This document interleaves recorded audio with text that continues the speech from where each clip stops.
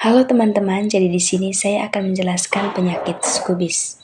Jadi yang pertama itu pengertian skubis. Jadi penyakit skubis ini adalah penyakit kulit yang sangat menular, disebabkan oleh investasi tungau yang menggali ke dalam kulit manusia dan menyebabkan rasa gatal yang hebat serta ruam.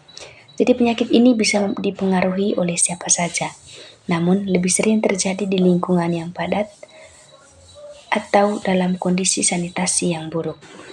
Oke, baik, selanjutnya yang pertama itu proses investasi. Tungau betina menggali ke dalam lapisan kulit untuk bertelur. Setelah beberapa hari, telur tersebut menetas menjadi larva yang kemudian naik ke permukaan kulit dan menyebar ke area lain. Aktivitas tungau ini menyebabkan respon imun tubuh yang menyebabkan rasa gatal dan peradangan. Jadi yang kedua itu penularan. Jadi penyakit skubis ini menular terutama menyebar melalui kontak langsung kulit ke kulit yang berkepanjangan dengan orang yang terinfeksi. Penularan juga bisa terjadi melalui benda-benda yang dipakai bersama seperti pakaian, handuk, atau tempat tidur.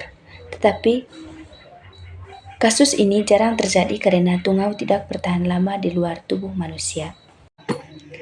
Jadi yang ketiga itu gejala.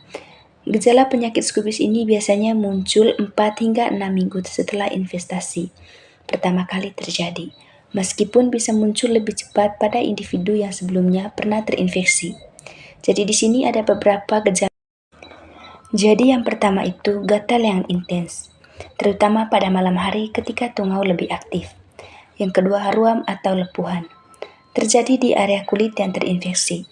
Yang ketiga, lesi atau terowongan, garis-garis kecil yang terbuat dari tanah atau bekas gigitan tungau yang tertanam di dalam kulit. Yang keempat, luka akibat garukan. Garukan yang terus-menerus dapat menyebabkan infeksi bakteri sekunder. Selanjutnya yaitu lokasi penyakit skubis yang sering terkena. Yang pertama itu sela-sela jari tangan, yang kedua pergelangan tangan, yang ketiga itu siku, yang keempat ketiak, yang kelima daerah sekitar alat kelamin, dan yang keenam pantat dan kaki. Jadi penyakit skubis ini juga terkena pada bayi atau anak kecil.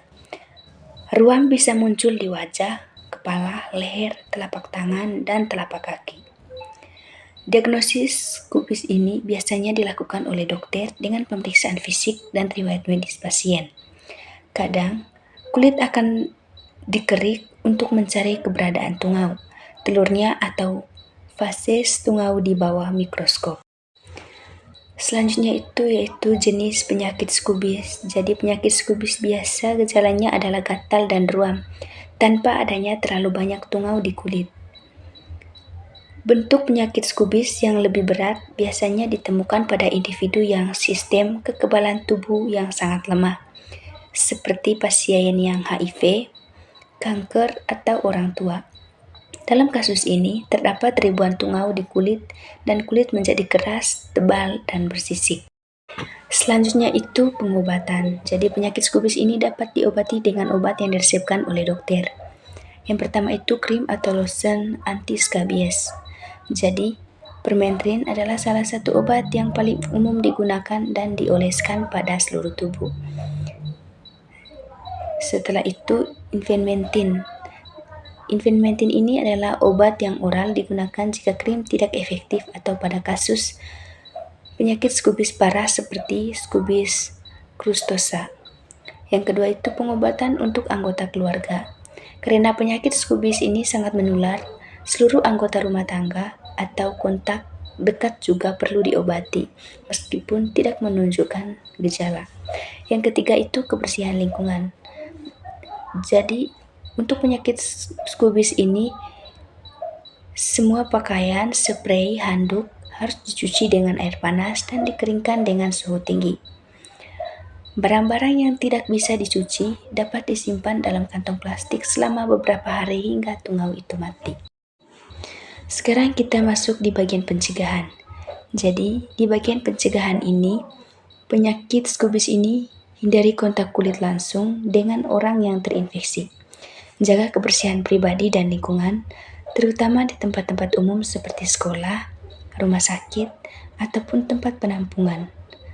Hindari berbagai pakaian, handuk, atau tempat tidur dengan orang yang terinfeksi. Dengan pengobatan yang tepat, penyakit skubis ini biasanya sembuh sepenuhnya dalam beberapa minggu, tetapi rasa gatal mungkin berlanjut untuk sementara setelah tungau telah dimusnahkan akibat reaksi kulit terhadap sisa-sisa tungau yang mati. Oke, itu saja materinya. Semoga materinya dapat bermanfaat bagi kita semua. Terima kasih.